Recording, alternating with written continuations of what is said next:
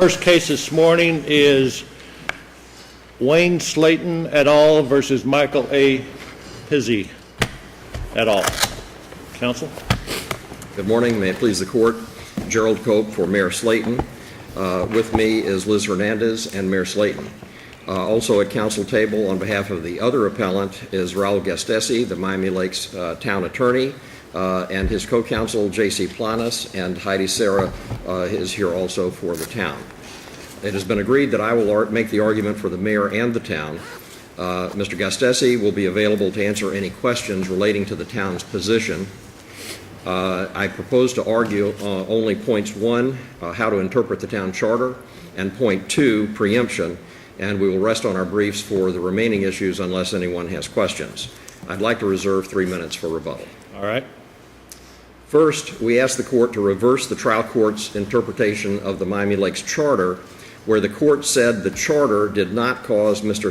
Pizzi's term to come to a close. Respectfully, that is contrary to the language of the charter and to the Florida Supreme Court's order in Pizzi v. Scott. In Pizzi v. Scott, the Supreme Court said, during petitioner's suspension, the town held a special election for mayor in accordance with the requirements of the town charter. The permanent replacement mayor assumed office on October 8, 2013. But that issue was not before the Supreme Court, was it? Your Honor, the question of how to interpret the town charter was before the court. Well, the issue was, in my view of the record on the briefs and those before the Supreme Court, that the issue was whether or not under 112 the governor was required to revoke the suspension. That is correct. So how did the other issues get before the court? As a collateral matter? It's intertwined with the issue that was before the court. Remember, Governor Scott is responsible in the first instance for the interpretation of 112.51. Governor Scott's submissions to the court said point blank, look, the town charter provided that Mr. Pizzi's term expired by virtue of the vacancy provision. It is my position as governor that the question of lifting the suspension and reinstatement are totally intertwined and linked, and that if Mr. Pizzi is not entitled to reinstatement, which implicates the reinstatement provision of the charter, then he is also not entitled to have his suspension lifted, and that, of course, was a position that picked up 2 votes of the Florida Supreme Court. Now, I understand that, but tell me how or whether the issue of the permanency of the new mayor was briefed and discussed before the Supreme Court. It was briefed by the governor in support of his position. In his response to the petition. Yes, Your Honor. And the point I'm making is that... Was there a counter petition by the governor, or was he simply answering the petition filed by Mr. Pizzi's counsel? Initially, he filed a response without being ordered to file a response after the mandamus petition was filed. And then subsequently, after further consideration, a further order was issued narrowing the issue that the court wanted the governor to address. But my point is that in order to determine whether these 2 pieces of 112.51 could be pulled apart, you had to at least understand what it was that the charter did. And in that respect, I submit that the court did read the terms of the charter, and in sentences 3 and 4 of their order said, here's the deal, here's what has happened under the terms of the charter, and then they went on to say that Mr. Pizzi was entitled to partial relief, and the relief he requested, by way of having the suspension lifted. But whether that is considered to be essentially precedent or holding, or whether it's considered to be dictum, as the plaintiffs maintain, this court's decisions and other DCA decisions say that even if it's dictum, it should be treated as persuasive authority. What the point I'm making is that whether you start with the Supreme Court's order or you just look at the language of the charter itself, these are not long provisions, sub 3, sub 4. If you look, and this is on page 6 of our reply appendix, if you look at sub 3, which applies where the mayor has less than 6 months to go at the time of the suspension, you'll see right in the middle of that section that it says, if the elected mayor shall be returned to office, he/she shall automatically resume the duties of the office for the remainder of the term for which elected. All right. That's on the suspension of less than 6 months, correct? Correct. If at the time of the suspension, you have less than 6 months to run in the term. That's the way the charter is written. But that cannot end the term of the mayor who has been suspended, can it? This particular subdivision, little 3, does not, and says that if you come back, then you're entitled to serve out the remainder of the term. But my point is that if you go to sub 4, there's a sharp contrast in the language, and this is why it's pretty clear the Supreme Court characterized this as it did. When you go to sub 4, there's nothing there about if the elected mayor shall be returned to office. But that countermands 112.51, though, doesn't it? No, Your Honor, I'm glad you asked that question. It does not. Well, let me ask you to look at sub 5, because we don't see that much in the briefs, but 5 is the sort of flip side of what happened. It applies if he had been convicted. And it says that if the municipal official is convicted, the governor shall remove such municipal official from office. Shall remove such official from office. Now, does that not mean that the office, he was still in office, just suspended? No, Your Honor, respectfully, it does not, because you then have to go over to sub 6. 112.51 does not purport to exhaust the universe or all of the possibilities here.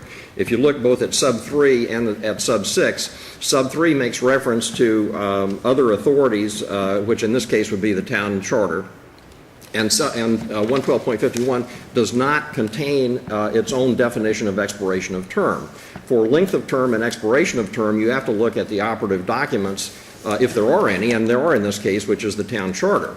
Our point, moving from the charter interpretation over to the preemption issue, is that under the Municipal Home Rule Powers Act, there is express authority for a municipality to adopt a provision of this type, and that's in 166.021. When you read, it's about the third sentence down, there's a list of things which a municipality is not allowed to do unless they have a referendum. But you can do them if you have a referendum, and those include any provision in a town charter that affects the terms of elected officers or the manner of their election. And that's exactly what this vacancy provision does. It says that if you've got 6 months or more to run at the time of the suspension, then the vacancy provision that kicks in is the one that calls for the election of a new mayor. And just by the plain words, the sub 4 and sub 3 of the charter are worded quite differently. Our point is that under the Municipal Home Rule Powers Act, the town is given express authority to adopt measures in its charter. Specific provision, is that, Mr. Cope? That would be in 166.021. It's the Municipal Home Rule Powers Act. I understand what. And it's in, if you start at the bottom of page 10 of our reply appendix. All right.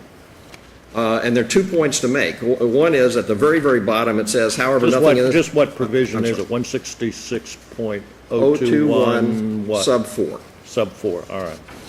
And the first sentence, let me start with the first sentence. The first sentence says that that act, which has equal dignity with 112.51, this is another state statute, says that this section is to be construed so as to secure for municipalities the broad exercise of home rule powers granted by the Constitution. So in Miami Lakes, if you are indicted and there is more than 6 months left in the term and there is a special election, it doesn't matter what happens vis-a-vis the underlying criminal charge. Yes, Your Honor, that's correct. That's what the charter says. And But the problem from a policy perspective only, the problem with that is that the term of an elected official could be permanently affected by any prosecutor, any federal or state prosecutor who wishes to file an information or indictment and take more than 6 months to prosecute the case. We need to tell, Chief, we need to tell our audience not to be gesturing or Not to nodding what? their All right, heads. or yes, anything. yes, please. Please. If there is, there shall be no gesturing or any other indication at all in this courtroom, and if there is, you will be escorted out. We're glad you're here, but we just need to Thank you, I sir. probably forgot my question now. Your Honor, your Honor's question was, Policy. at least as I From a policy understood. perspective, any prosecutor, state or federal, could affect the term of an elected official simply by filing an information or an indictment. And we all know that those are filed in good faith, or should be filed in good faith.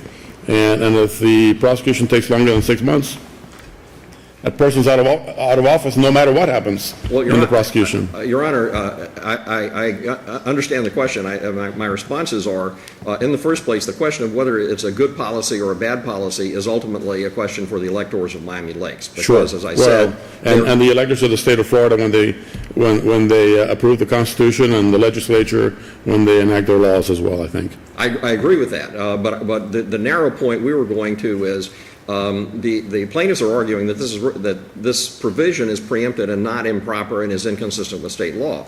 My argument is they're incorrect. 166.021 is an express grant of authority to have charter provisions that do this. But if I can move, so the question is it a good policy or bad policy? As long as it's not in conflict with 112.51, then the electors of Miami Lakes are allowed to adopt it, even though others may think it's a bad idea. Let me follow up on that. Okay. Let's talk about follow up on preemption, okay? With respect to the ordinance on which you put a lot of weight. I'm not leaving. With respect to the ordinance speaks in terms of a vacant position. It speaks in terms of an unexpired term, and it says at the last sentence, no temporary council appointment shall be made. Yes. It strikes me that the word vacant position in particular is derived from or follows out of section 112.151. Would you agree with that much? There's vacancy discussed in 112.51 and vacant position. No, Your Honor. Where it comes from in Miami Lakes, if you go to the previous page, it's page 5 of the reply appendix, right up at the top. Vacancy is a term actually defined by the charter. As including a suspension. Yes, Your Honor. All right, that's fine. That's exactly how this entire vacancy provision got triggered. I understand. All right. So then if we move up to the statute, Yes. You're correct, the charter does speak in terms of a vacancy, a suspension being a vacancy.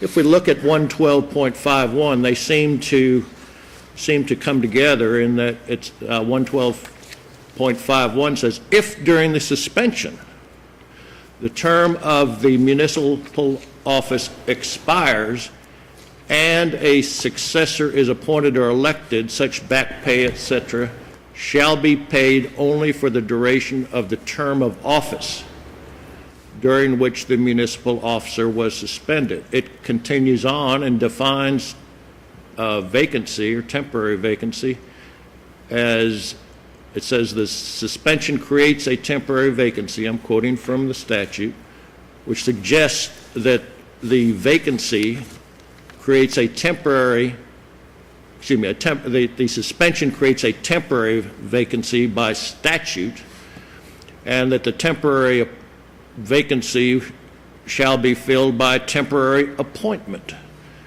and so on. And then it further says that if the municipal officer is acquitted, the governor shall revoke the suspension and restore such municipal person to office. If our task here is to harmonize provisions, isn't the harmonization more easily accomplished by reading the ordinance, reading vacant position as being caused by a suspension in both laws, unexpired term to mean the 4-year term, and the fact that there is no temporary council appointment to does it not suggest that the reason that is in there is so that if a mayor happens to be acquitted, you can back everything out? No, Your Honor, I respectfully disagree. right. On two issues. On the expire is not a defined term in the statute. It's not a defined term in the Correct. statute. So you look to determine what is expiration, you look to how the charter works. And as I said, under sub 4, when you compare the language of sub 3 and when you look at how the Supreme Court read it, All right. what results is that the vacancy provision, if at the time of your suspension you have 6 months or more left in the term. Not only must that ordinance be consistent with general law, i.e. 112.51, it must also be consistent with and not in conflict with the Florida Constitution, That is right? correct. I'm sorry, when we say ordinance, are we talking about the charter? I'm sorry, I just want to be clear that I know what I'm looking at, that's all. But Thank you. Your Honor, if I can, It- but I need it to is- finish, can I finish my yes. He is correct, and you may finish. Okay. The other question you asked me is, what about this no temporary council appointment? Isn't that in there to allow for the possibility that the mayor would come back? And, Your Honor, respectfully, no, that's not why it's there. In sub 3, which does expressly allow the possibility that the mayor will come back, there is a temporary council appointment. Why is that? The mayor and 6 council members comprise a body of 7 in Miami Lakes. Once there's a suspension, the mayor is out of the picture. You're now down to 6. The vice mayor becomes mayor. Vice mayor is simply another council member picked for that purpose. So now you're at 6, not 7. A temporary council member is appointed in that situation, so you're back up to full strength of 7. Of course. All right, that's in the short, less than 6 months scenario. Go to sub 4. The difference is, initially, the vice mayor steps up upon a suspension and becomes the acting mayor. The instruction to the commission under this situation is they've got to go ahead and schedule a special election within 90 days. So for this 90-day period, the mayor is gone, the original mayor is gone, the vice mayor is acting as mayor, you're only at 6 members, so you're 1 short. Once the special election is held, as it was and Mayor Slaton was elected, you're now back up to 7. Right. The reason they're saying no temporary council appointment shall be made is that you would be making a temporary council appointment to be at 7 for a period that will stretch no more than 90 days, and in this case, it was only 60 days. No more than the time it takes to hold the election. That's Well, right. let's- That's right, Your Honor. And so it's not there, they are not holding a seat open, is my point. Correct. They're holding a seat open only until the election is held. And if in But- fact the council member decided that he wanted to, or he or she wanted to run for mayor, that council member would have to resign his or her seat to run for the mayor position, right? That is correct. Now, In that which would- event an election would take place to replace permanently the council member, Then you correct? go to the Constitution, it says by order, because this charter provision, which it is, okay, I'm sorry for my confusion here. The charter provision cannot be contrary to either general law or the Florida Constitution. So if we go to the Florida Constitution, it says by order of the governor, any elected municipal officer indicted for a crime may be suspended until acquitted, unless these and it says, and the office filled by appointment for a period of suspension, unless these powers are vested elsewhere in the municipal charter. It strikes me that is a limiting, do you not agree that is a limiting provision in the Florida Constitution, and that no charter or ordinance can be adopted that is wider than that limitation? No, Your Honor. Our view of that provision is that the constitutional provision itself would apply unless those powers are addressed either by general law somewhere else or by the municipal charter. In other words, we were reading that language, and we say that language means that a charter is explicitly authorized under the constitutional provision to have provisions in it that deal with vacancies and the filling of vacancies. One procedural question. Is this a quo warranto or not? Our position is that it is a quo warranto. That's the provision that applies. There may be more. There may be quo warranto and deck action, but you start with quo warranto to determine whether or not Mr. Slaton. Mayor Slaton's position is that the correct procedure is quo warranto, and that per the case law is the exclusive remedy. Now, there are a couple of cases. There's one case where competing factions within a town each appointed competing managers, officers, committees. They had literally two dual governments, and in that scenario, the Florida Supreme Court said under that extreme circumstance you could do a deck action, but that otherwise quo warranto is the exclusive remedy. Let me ask you right quick, if you don't mind, Chief. Let's go to sub 4 of the charter for 1 second. Why can I not read sub 4 of the charter and not address the issue of reinstatement simply because at the time of the creation of the charter, that provision was already in place in Chapter 112 of Florida statutes, and they felt no need to deal with it? Why can I not read it that way? Do you understand my question? I'm saying, what if the charter was crafted as it is and worded as it is in sub 4, simply because the question of reinstatement is already addressed in Chapter 112 of the Florida statutes? Your Honor, I don't think that would be a correct reading, and here's why. If you look at all of the vacancy provisions here, they're all tied to a 6-month time frame.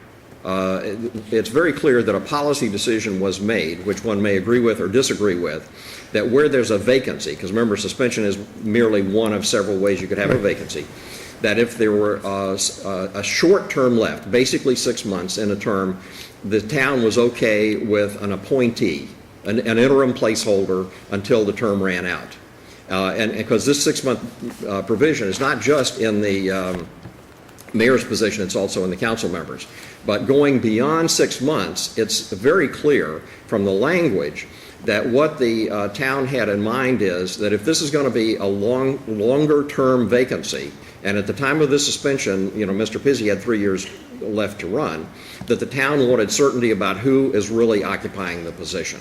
And so I would only agree with you to the extent that it can be said that it's either clear as mud or that it's clear because there's no provision in the charter that deals with the issue of what happens when the indicted mayor is acquitted if someone has been elected after 6 months. There's no clear provision. Would you agree that there's no clear provision? Your Honor, we think it is clear when you juxtapose the sub 3 and the sub 4. And the reason I would argue against the town drafters, because this was, they had charter review commissions, it was all very thoroughly done in 2000. The reason I would argue against that is that in sub 3 they specifically say if the elected mayor shall be returned to office. And it would be an unusual drafting methodology if the drafters said, well, we won't really discuss this because we think 112.51 will kick in the case of a gubernatorial suspension. Since they did specifically address it in sub 3, we read this to say that in sub 4 it was intentionally excluded, not just for gubernatorial suspensions, but for all vacancies. And that this is intended to be a generic provision providing for an election if it's the term of the mayor and 6 months or more left in the After the suspension but before the election, isn't it the case that the town attorney told the council members that they would have to resign? Because if you've been elected to mayor, you lose that seat because he would automatically get it back if there Your Honor, it is correct. It is true. It is a true statement that the predecessor town attorney made those statements in the town council meeting. The authority which we have cited in our brief is that the town is not bound by the erroneous legal statement of its attorney. That's the State Department of Revenue case and the Council Brothers case. And I should also say that as to Mayor Slaton was not on the council at that time. He was there in the audience, but this was not even advice to him, and his sworn answer to the show cause on quo warranto specifically asserts that the advice that Mr. Geller, the predecessor attorney, gave was incorrect, and that Mayor Slaton did not run for a temporary office. All right. Thank you, counsel. Thank you very much.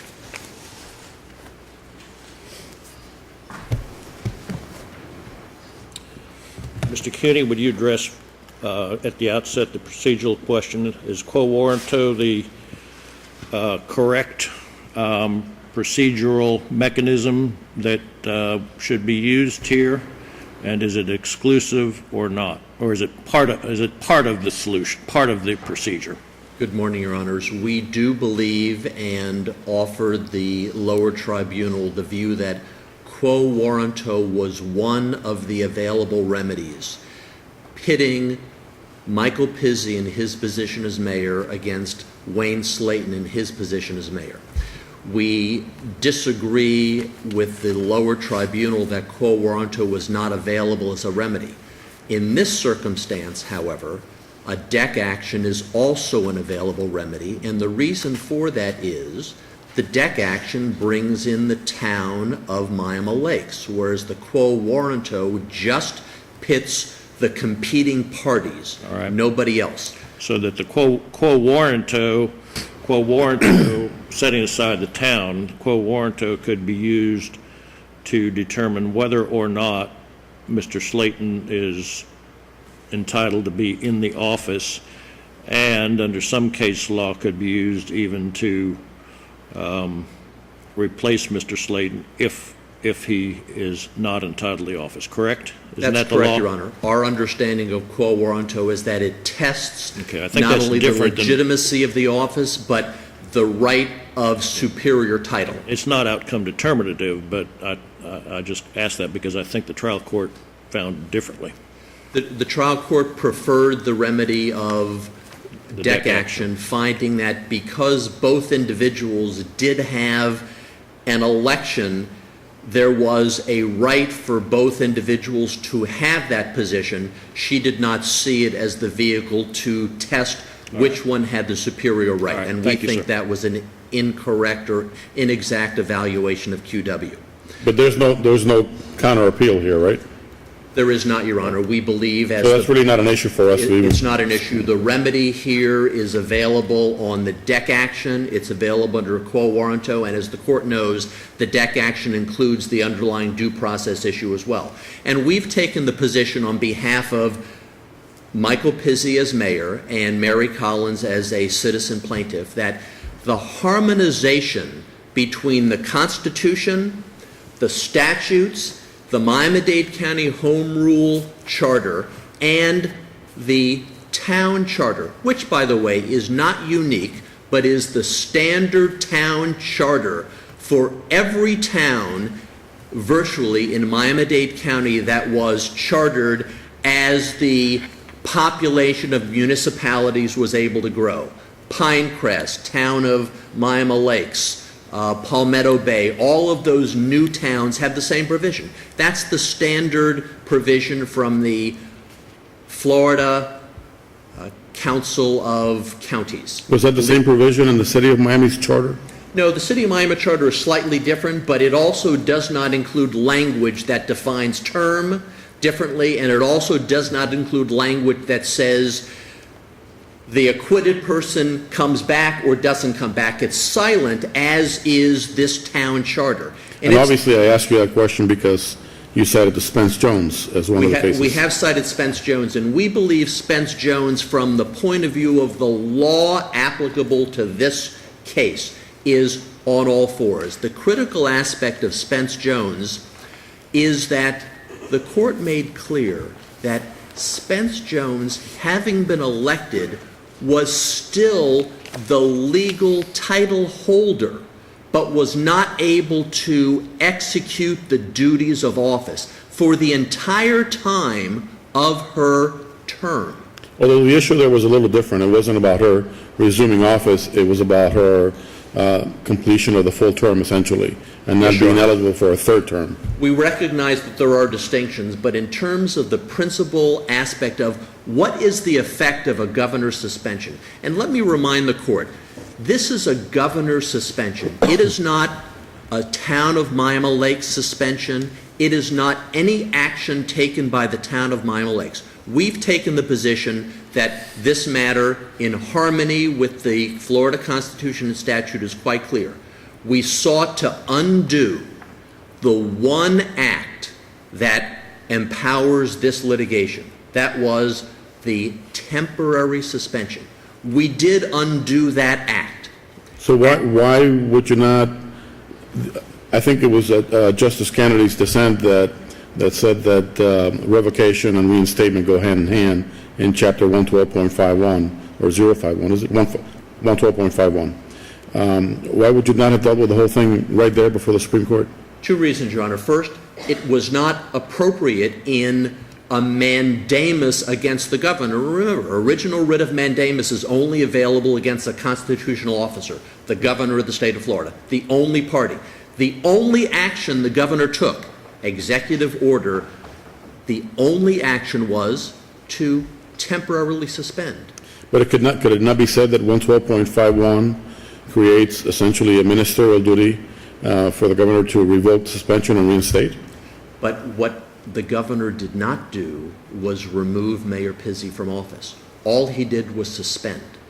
And that's all we were seeking to have him do is acquittal, undo, go back to the status quo. Except that the executive order did say that he is prohibited from carrying out the functions and duties of the office. Exactly Which as seems to happened be, in Spence-Jones. right. He still holds the office, and remember what it says, until further executive order. We got that further executive order. The Constitution and the statute both seem to say that if you are suspended, if somebody is suspended and then acquitted, I'm speaking pretty generally here, suspended and acquitted, that the governor shall reinstate the official. For example, if we just look quickly at the Constitution, it's in the Constitution, it says, well, it's in the statute, it says shall be reinstated. The governor shall, 112.516 says, if the municipal official is acquitted or otherwise cleared, the governor shall forthwith revoke the suspension and restore the municipal official to office. Perhaps arguably, that might be part of a mandamus, but you're telling me you did not file a quo warranto up there. Is that correct?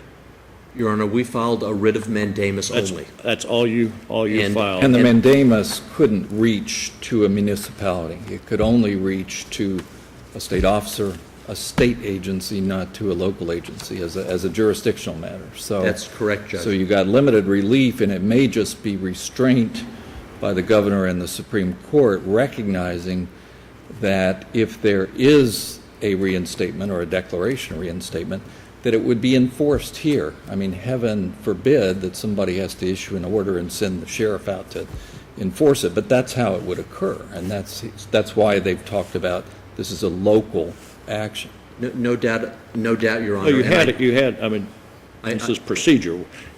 You had a state officer before you. You had the governor of the state of Florida. Yes, sir. And you did accomplish. You obviously accomplished something through mandamus.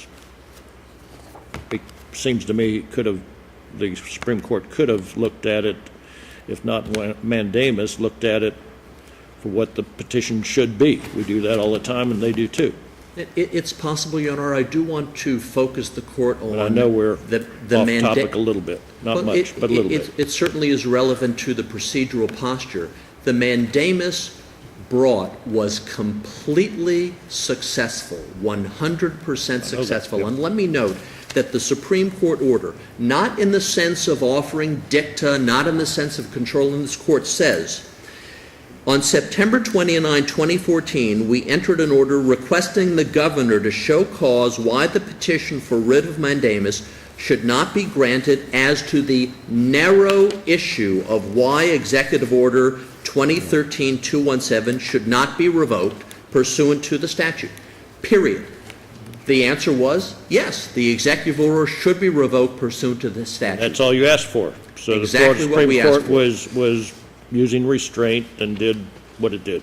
And the only issue briefed by the parties. So Judge Cope told us, I'm sorry, Mr. Cope told us that the issue of reinstatement and permanency was raised by the governor in his response to the petition. Is that correct? And could it have been? Two things, Your Honor. First, the issue of permanency was included in the governor's response, but not briefed not presented, not raised by any of the parties. And it came in the context, Your Honor, of the town seeking to file an amicus brief, which was allowed by the Supreme Court. It was stricken by the Supreme Court for reasons that have nothing to do with the merits of the case. And the town, in that stricken brief, attempted to raise the issue that was never briefed, was never presented by the petitioner, and was never the subject of any order or discussion by the appellate court. So yes, there may have been an attempt to put the town charter before the Supreme Court, but it was never acted on by the Supreme Court, it was never briefed, it was never an issue. That is the local issue. We believe the law says once revocation of the suspension occurs, resumption of office is automatic. Not reinstatement, resumption of the office that Michael Pizzi as mayor held all the time. He just could not execute the duties of that office. And the case is as simple as that. The charter itself is not controlling. The statute is controlling. And Why is the charter not controlling? first of all, the charter says nothing about an act that has the town removing an official from office, number one. Number two, it is silent on the issue of the acquitted individual not returning to office. Three, Sub 4 of the provision in the charter is silent as to that issue, correct? absolutely. And let me mention, by the way, even though it is a 1915 case, In re advisory opinion makes clear, the Florida Supreme Court said, once the suspension is revoked, the resumption of office is automatic. It follows as a matter of law. But in response to your question, Judge Fernandez, sub 3, Romanet 3, the town makes an issue about the phrase new mayor in sub 4. New vice mayor is the same term used in sub 3. And the reason sub 3 has a specific provision about the returning back is, if there was no such provision, there would be one extra person on the council. The mayor, vice mayor, who assumed office by title of office, would have been out of office because there would have been no office for that vice mayor to return to.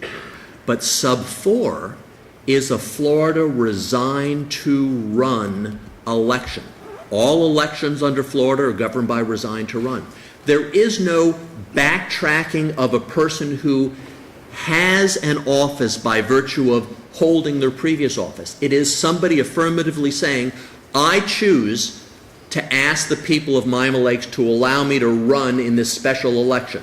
A special election that was set up, was governed by the city council meeting, a city council meeting that made clear, at least for all the world to know at that time, this is what the charter means. And if a council member decided that he or she wanted to run for mayor, he or she would have to resign the position as council person, and then, of course, no temporary appointment would be made to his or her position because it would be a permanent election.